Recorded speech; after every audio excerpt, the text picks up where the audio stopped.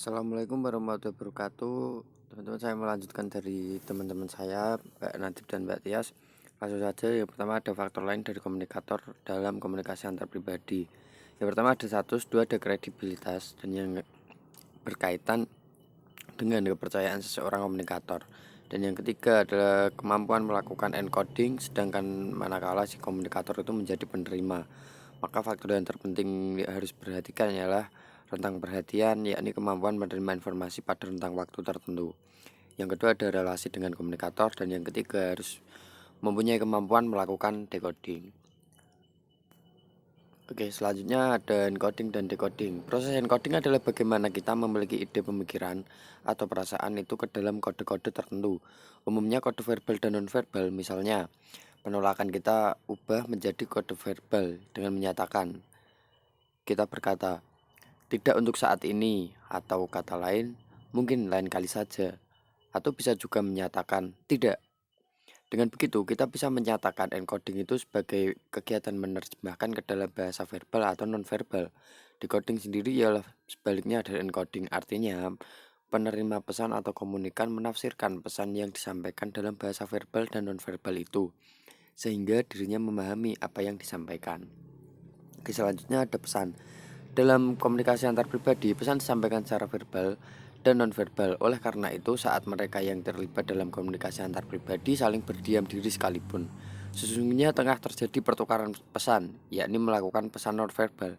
Contoh simpel, ketika Anda sedang berbicara dengan teman Anda, lalu Anda dan teman Anda tiba-tiba sama-sama diam selama 5 menit.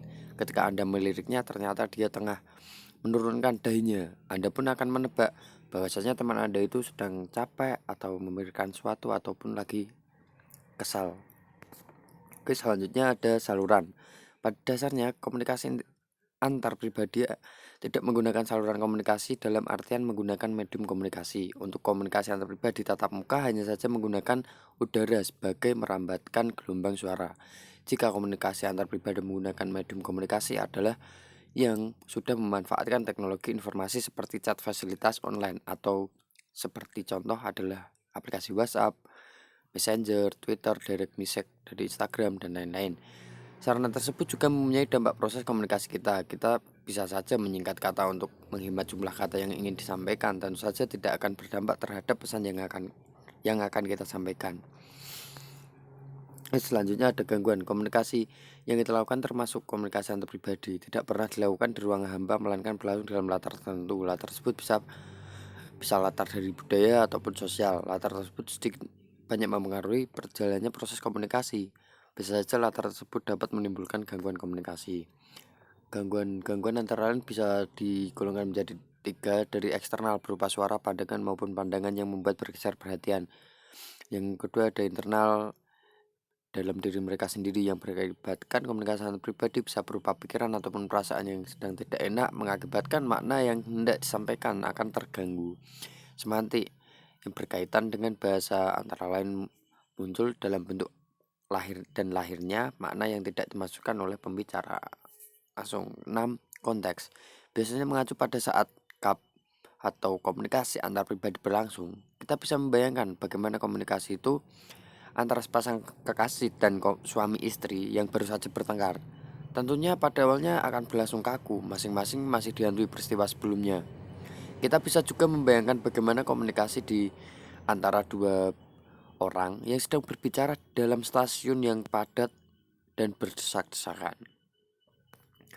Oke, yang ketujuh ada etika. Perilaku manusia menjadi utama atau luhur karena dalam tindakannya mengacu pada nilai-nilai etika. Etika menjadi pedoman untuk membedakan mana yang salah dan mana yang benar, mana yang tepat, mana yang tidak tepat, atau mana yang patut dan mana yang tidak patut. Misalnya cara berbicara, cara berbusana, cara bersikap terhadap semua orang. Dan terakhir adalah kompetensi. Kompetensi komunikasi ada juga yang menyebutnya kecerdasan komunikasi, merupakan kemampuan yang dimiliki seseorang untuk memilih suatu perilaku komunikasi yang paling tepat dan efektif pada suatu situasi tertentu.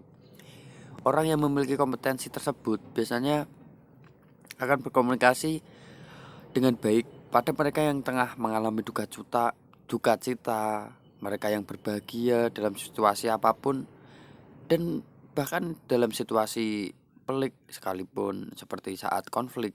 Mereka yang memiliki kompetensi biasanya bisa berkomunikasi untuk mencapai tujuan komunikasinya dalam apa ya, situasi apapun lah. Oke, mungkin terima kasih. Bila kurang lebihnya dari kelompok kami mohon maaf. Saya undur diri. Wassalamualaikum warahmatullahi wabarakatuh.